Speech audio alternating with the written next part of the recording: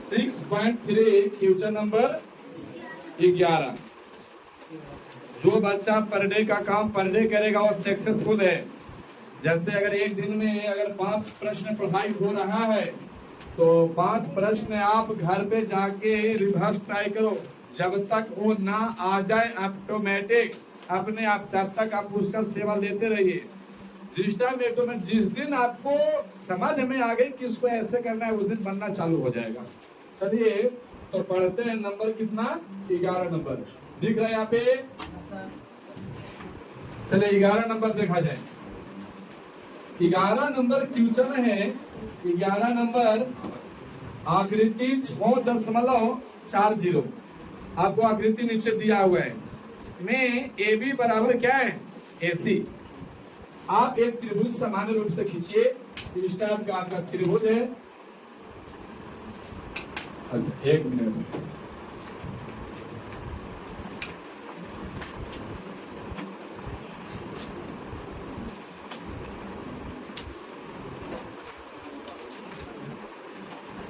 चलिए देखिए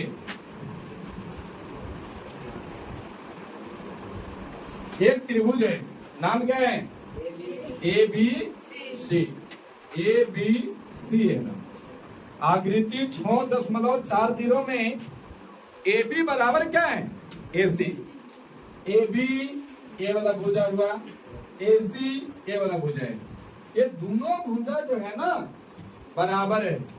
अच्छा हम जानते हैं कि त्रिभुज में यदि दो भुजा बराबर है तो उसके संगत कोण या फिर सम्मुख कोण क्या होता है? बराबर होते हैं। इसका मतलब इसके सामने वाला ए वाला कोण, इसके सामने वाला ए वाला कोण, ये दोनों क्या होगा?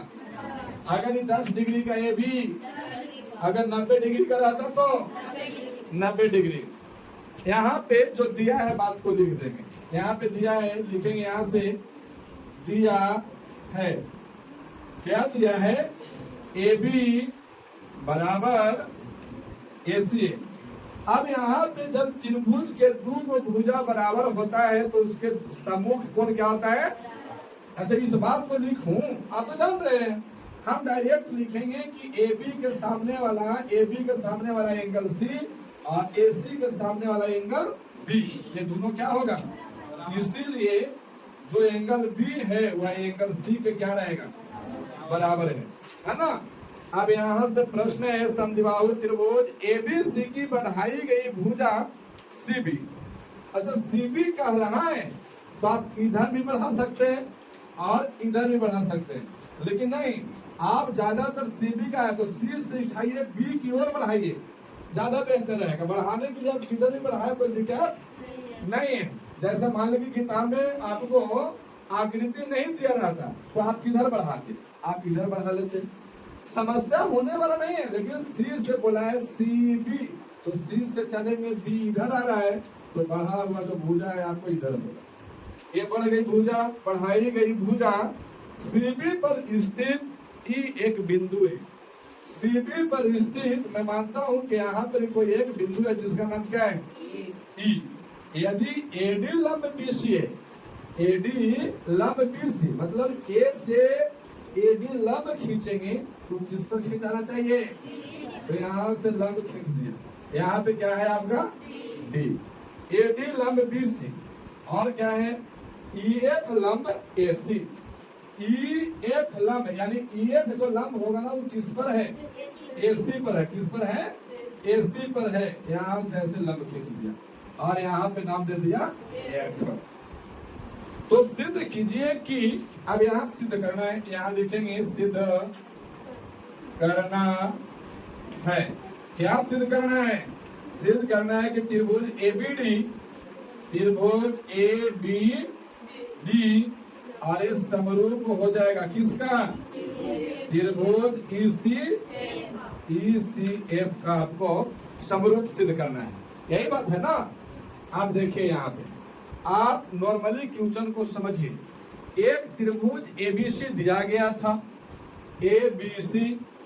अब यहाँ पे CB को बढ़ाया, CB को बढ़ाया तो बढ़ा गया भुजा पर E एक बिंदु है जहाँ पे AD लंब है BC पर और EF लंब है AC पर, और ABC के दो भुजा AB और AC क्या था, बराबर।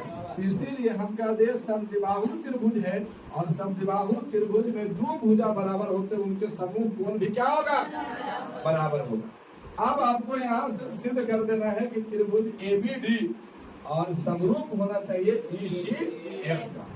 अब थोड़ा देखिए कि ABD है किधर, तो ABD खींचू में ABD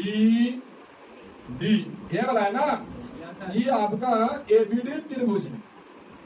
ECF किधर है, तो ECF आपका EC और कौन सा F, ये वाला है ना। ये दोनों त्रिभुज का हमको समरूप सिद्ध करना है, तो हम लिखेंगे यहां से सिद्ध करना चालू कर रहा हूं। तो यहां से क्या लिखेंगे, त्रिभुज ABD और त्रिभुज किसमें, और कौन बोला है, ECF से, त्रिभुज ECF से। अब ये दोनों त्रिभुज सिद्ध करना था, ये दोनों त्रिभुज को मैं ले लिया। अब यहाँ पे देखिए ABD में एंगल B और ECF में एंगल C, क्या ये दोनों बराबर पहले से है कि नहीं। तो हम लिखेंगे यहाँ पे ABD में कि एंगल ABD और ये बराबर होगा किसका, एंगल ECF के। अच्छा ये क्यों बराबर है, पहले से ये दिया हुआ है, यहाँ पे देखिए ना, पहले से यह दिया हुआ है, तो हम लिख देंगे दिया है ये। इसके बारे में हम जबरदस्ती नहीं कर रहे, ये आपको पहले से प्रश्न में दे रखा था। इसके बाद और देखिए, हम जानते हैं कि जब कोई त्रिभुज पर अगर लंब खिंचाता है तो 90 डिग्री का एंगल रिप्रेजेंट करता है। अगर कोई ऊपर से रस्सी में आपको पत्थर बांध के ऐसे लटकाया, जहां पे जमीन पर स्पर्श करेगा लंबवत, वो रस्सी और जमीन के बीच कितना डिग्री का एंगल, 90 डिग्री के। तो बताओ, देखो यहाँ पे 90 डिग्री के एंगल होगा कि नहीं होगा, यहाँ पे ABD में एंगल D 90 डिग्री के होगा कि नहीं होगा, होगा। इसके बाद ECF में ये वाला एंगल 90 के होगा कि नहीं, क्यों, दोनों लंब है ना, AD और EF दोनों लंब है, और लंब के साथ कितना डिग्री का एंगल, तो हम यहाँ से कहेंगे कि ADB, एंगल ADB और ये बराबर हो जाएगा एंगल EFC। क्यों बराबर है, प्रत्येक कितना डिग्री, प्रत्येक कितना डिग्री है, 90 डिग्री। कंप्लीट है। अच्छा, अब दो को त्रिभुज के एंगल बराबर है तो तीसरा ऑटोमेटिक बराबर होगा। इसको समझाने के बाद मैं बहुत बार समझाया हूं। तो यहाँ पे देखिएगा एंगल C और यहाँ पे देखिएगा एंगल A, तो हम कहेंगे कि एंगल BAD और ये बराबर हो जाएगा एंगल किसका, CEF। और ये क्यों बराबर है, त्रिभुज का शेष कोण है, इसीलिए यहाँ बराबर होगा। तो ये तीनों एंगल बराबर हो गया, BDA, B C के बराबर है, D F के बराबर है, A E के बराबर है। तो हम कहेंगे एंगल एंगल एंगल समरूपता कसौटी से, यही बात है ना, कसौटी से। अच्छा, कौन कौन त्रिभुज, तो हम कहेंगे त्रिभुज ABD और ये समरूप हो गए त्रिभुज ECF के। और यही आपको क्या करना था, प्रूफ, यही आपको प्रूफ करना था। कंप्लीट है। चलिए बनाइए 12 नंबर में प्रश्न देखो, एक त्रिभुज ABC की भुजाएं, एक त्रिभुज है ABC, ये त्रिभुज हो गए, नाम दे दिया था क्या, ABC। एक त्रिभुज की तरह अच्छा से समझिएगा, क्वेश्चन अच्छा है। एक त्रिभुज ABC की भुजाएं AB और BC तथा माध्यिका कौन हो गया, AD। ये आपका AD एक माध्यिका है, यहाँ पे आपका हो गया AD, यानी AB AC और माध्यिका AD। ABC की भुजाएं AB BC है, AB BC और माध्यिका AD। फिर एक अन्य त्रिभुज PQR, एक और त्रिभुज है, उसका नाम क्या है? PQR। PQR एक अन्य त्रिभुज PQR की क्रमशः भुजाएं PQ ये वाला, फिर QR और माध्यिका कौन सा? PM। समानुपाती है। समानुपाती का मतलब क्या होता है? उनका रेशियो, भुजाओं का रेशियो क्या है? बराबर है। फिर से देखिएगा, एक त्रिभुज था ABC, इसमें बोला गया कि AB BC और माध्यिका AD। एक अन्य त्रिभुज PQR के PQ और QR और माध्यिका PA, ये क्या है? समानुपाती है। इसका मतलब है कि AB और बटा में क्या हो जाएगा? PQ। AB बटेगा और BC और बटा का QR और माध्यिका कौन सा होगा? AD और बटेगा PM। ये आपका समानुपाती है। तो समानुपाती हो गया और ये आपको प्रश्न में दिया है। हो रहा है कि देखिए आकृति 6.41। अच्छा, नीचे दिया हुआ है आकृति। दर्शाइए कि, मतलब सिद्ध करना है, सिद्ध करना है। सिद्ध क्या करना है कि त्रिभुज ABC और आपका समरूप होगा त्रिभुज PQR के। ये आपको सिद्ध कर देना है। अच्छा, ABC सिद्ध करना है PQR के समरूप सिद्ध करना है। अच्छा, तो देखिए ध्यान से, एक त्रिभुज ABC के भुजा AB और BC और माध्यिका AD, अन्य त्रिभुज PQR के भुजा PQ, QR और माध्यिका PM क्या है? समानुपाती। तो सिद्ध करना है ABC, ये वाला ABC PQR के समरूप सिद्ध करना है। अच्छा, आपको AB बटा का PQ दिया हुआ है, तो देखिए अगर ये समरूप होगा तो इनका रेशियो कैसे बनेगा? अगर मैं मानता हूं कि ये समरूप हो गया, तब रेशियो कैसा बनेगा? AB बटा का PQ और बराबर BC बटा QR और फिर AC बटा का PR। ये वाला बनेगा, यही बनेगा ना? तो तनी मनी क्या ये तीनों में और ये तीनों में कुछ मिल रहा है आपको? क्या मिल रहा है? क्या तो लगता है कि इतना सा बात मिल रहा है? मिल रहा है, इसको नहीं मिल रहा है। और ये मैच किससे न कर रहा है? इससे कर रहा है, बाकी दोनों मैच कर रहा है। इसका मतलब अगर ए वाला आपका ए वाला भुजा और इसका ए वाला भुजा का रेशियो क्या है? बराबर। इसके बाद आपका ये पूरा BC इसके बराबर है? रेशियो बराबर है। अगर दो भुजा के बीच वाला अगर एंगल दोनों जगह बराबर मिल जाए, तब हम कहेंगे साइड एंगल हो जाएगा ना? तो हमको कैसे भी करके हमको E वाला एंगल B और एंगल Q को क्या कर देना चाहिए? बराबर कर देना चाहिए। बात इतना ही से आपको आ जाएगा। अब यहाँ पे देखिए, यहाँ से मैं कर रहा हूँ सिद्ध, यहाँ से सिद्ध कर रहा हूँ, तो हम कहेंगे कि आपका AB त्रिभुज ले रहा हूं मैं, कौन सा? ABD ये त्रिभुज, और कौन सा त्रिभुज? PQM ले रहा हूं। अच्छा, ये त्रिभुज को हम समरूप सिद्ध करेंगे और समरूप सिद्ध जैसे होगा तब एंगल बराबर हो जाए। तब देखिए थोड़ा सा, इसमें क्या है?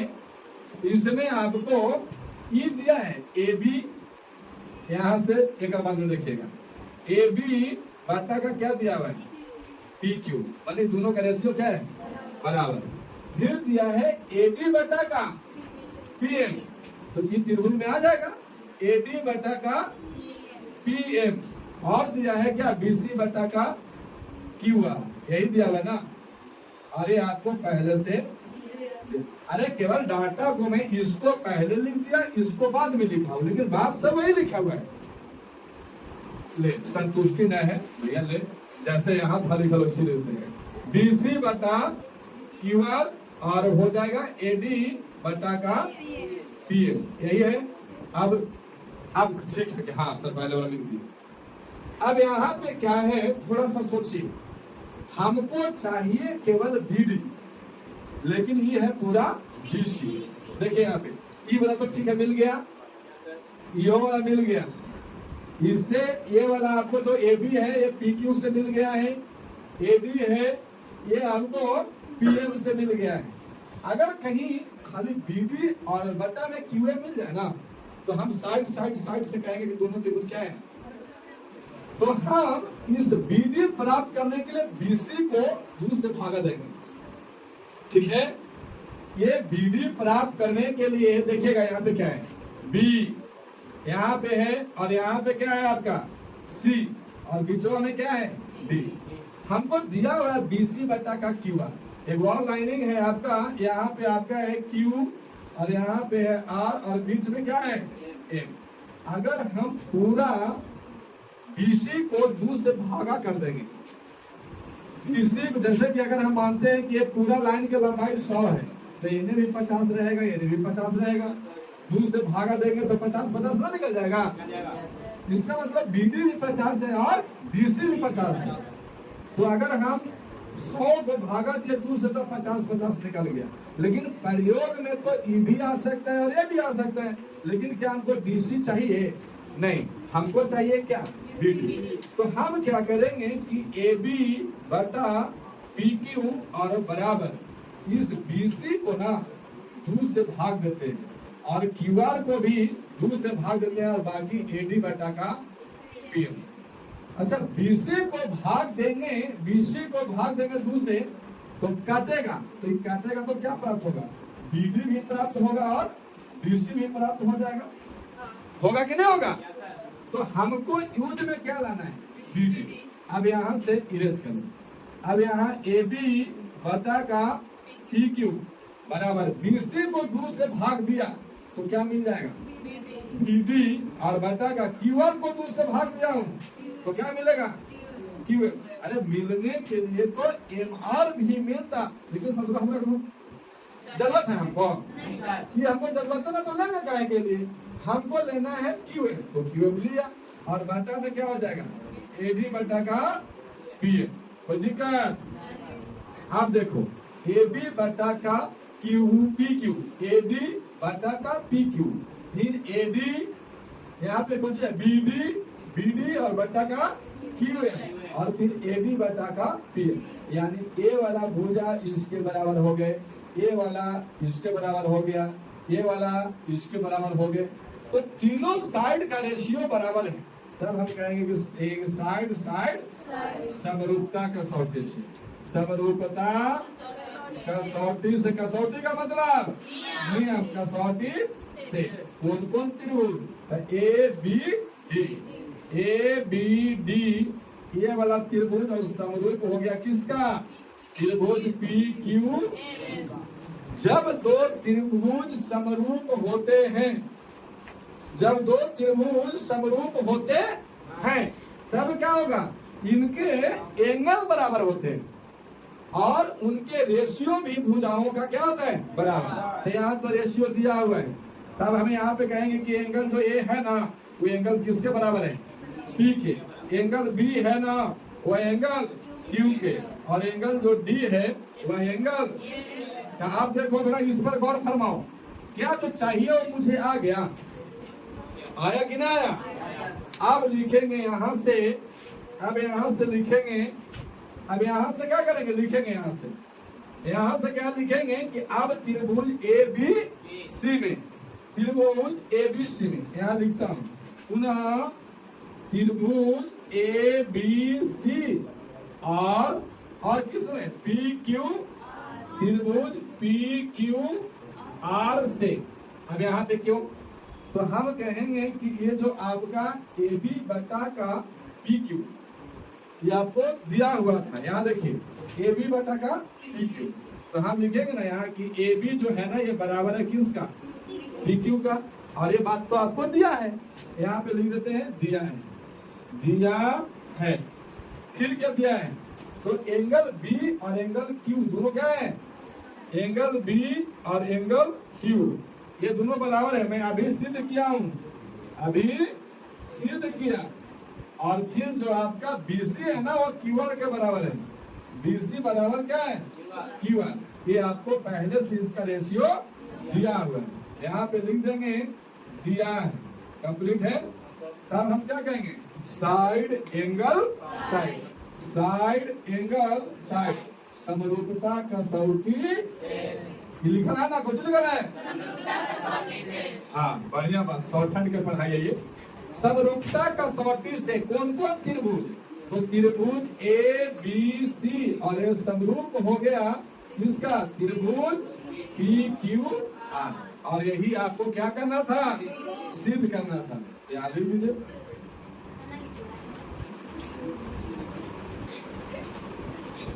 चलिए बनाओ।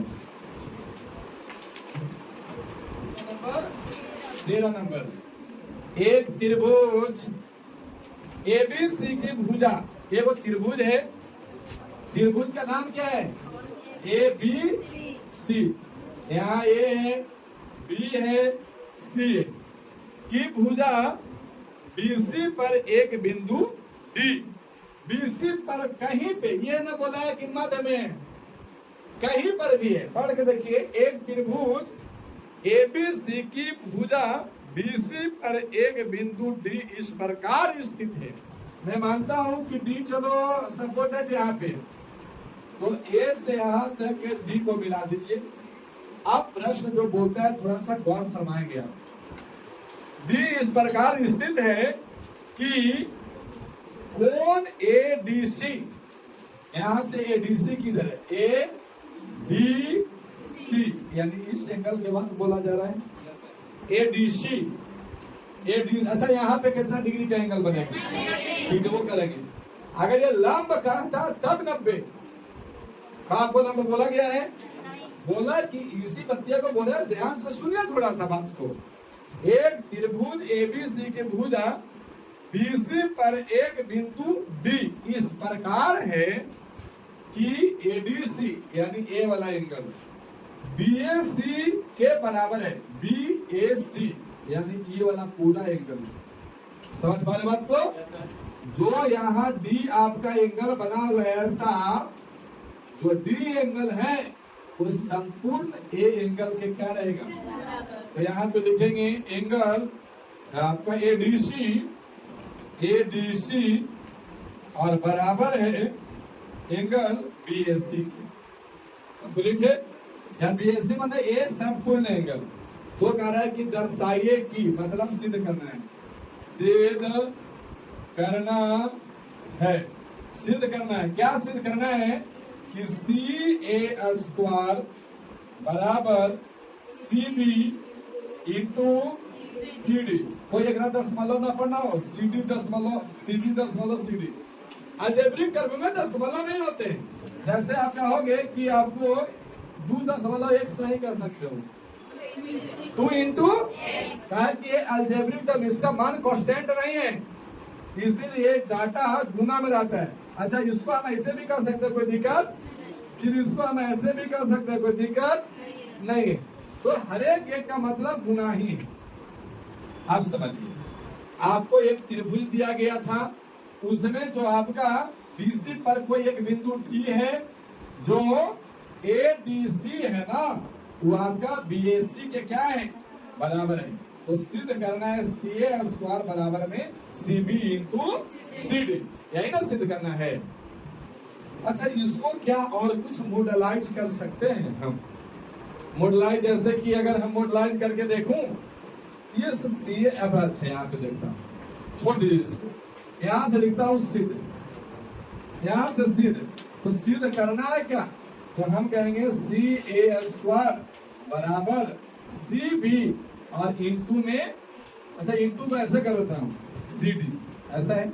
अच्छा CA² का मतलब क्या है?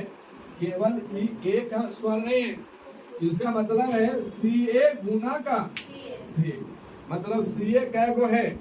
दो गो, और बराबर में CB गुना का CB। अच्छा इसमें मैं थोड़ा सा देखिए, ये CA और इस CB को ये लाए।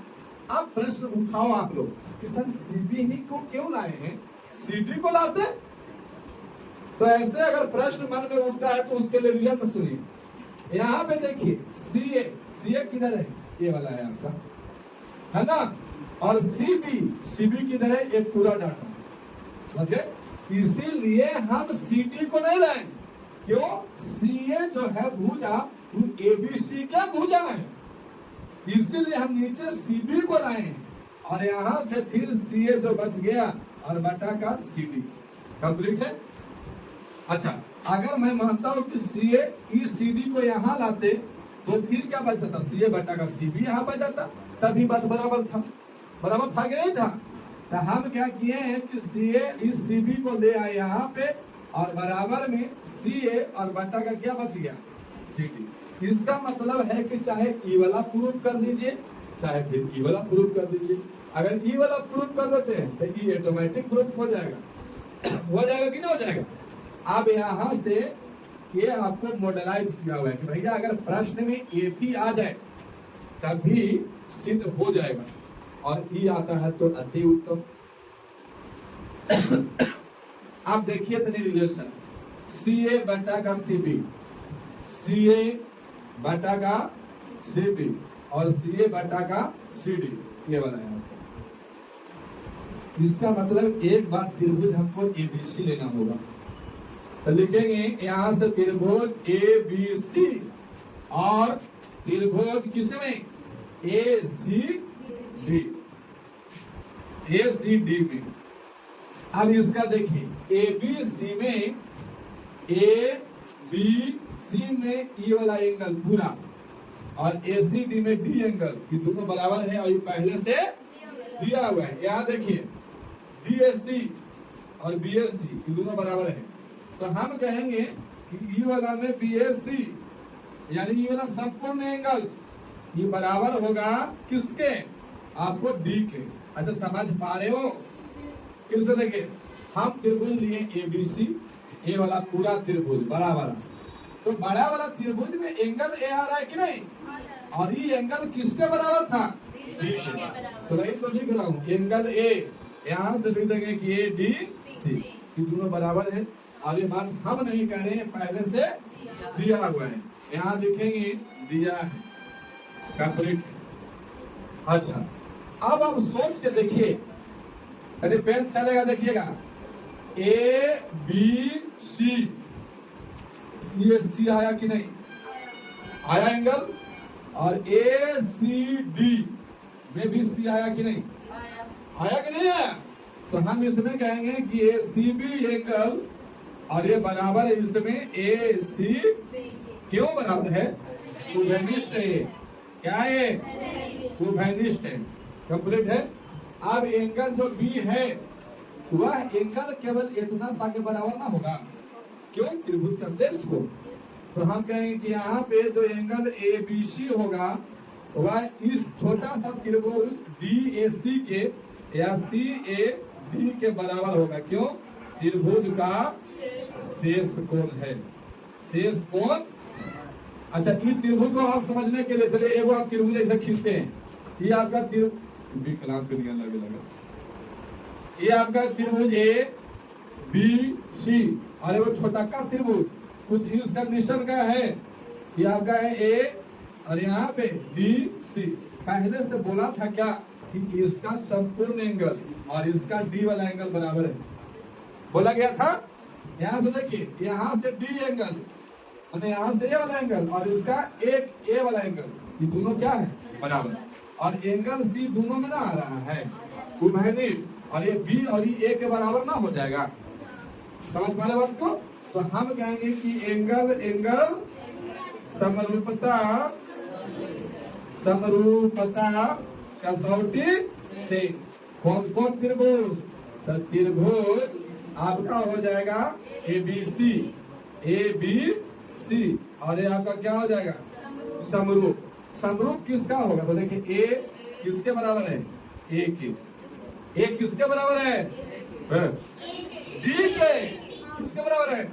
यहाँ D से शुरू होगा ना, और फिर B किसके बराबर है? A के। फिर C किसके बराबर है? C के। तो ये त्रिभुज दोनों सटीक हुआ, और ये समरूप हुआ। तो हम जानते हैं कि जब दो त्रिभुज समरूप होते हैं तो उनके भुजाओं का रेशियो, तो यहाँ से क्या हो जाएगा? AB बटा का, अच्छा यहीं पे लिखता हूँ, यहाँ से AB बटा का क्या हो जाएगा? इसीलिए AB बटा का DA, और बराबर में क्या हो जाएगा? BC बटा का AC, बराबर में AC बटा का DC, यही होगा ना। अब यहाँ पे देखिए, आप ये 3 गो आया है और हमको सिद्ध करके लाना क्या गो है? कहीं ई वाला कहीं इसमें मैच कर रहा है, देखो तो कौन वाला? बीच वाला, ये वाला, यानी BC बटा का AC करना है, एक में BC बटा का AC और AC बटा का DC, ये दोनों वाला को ले लीजिए, जिसका काम ना है उसको छोड़ दीजिए। यहाँ पे क्या हो जाएगा? यहाँ पे हो जाएगा BC बटा का AC, और बराबर में यहाँ पे AC बटा का DC। अब ये तो हो गया, हमको चाहिए ये वाला, तो क्या करेंगे? तिरछा तिरछा गुना कर दीजिए। AC में AC से AC, अरे का AC का हो चाहे CA का हो, दोनों बात बराबर है नहीं? तो यहाँ से हो गया AC, और बराबर यहाँ क्या हो जाएगा? B, थोड़ा देखो, AC में AC से AC स्क्वायर बराबर BC गुना का DC। अब जो है यहाँ देखिए, ये आपका CA लिख रहा है, तो हम क्या ना लिख सकते हैं? यहाँ पे CB को BC लिख दिया, तो हम CB लिख देंगे। यहाँ CD लिखा है, CD लिख देंगे, और यही चाहिए था हमको प्रूफ। कंप्लीट है? चलिए, तो फिर आप बनाइए।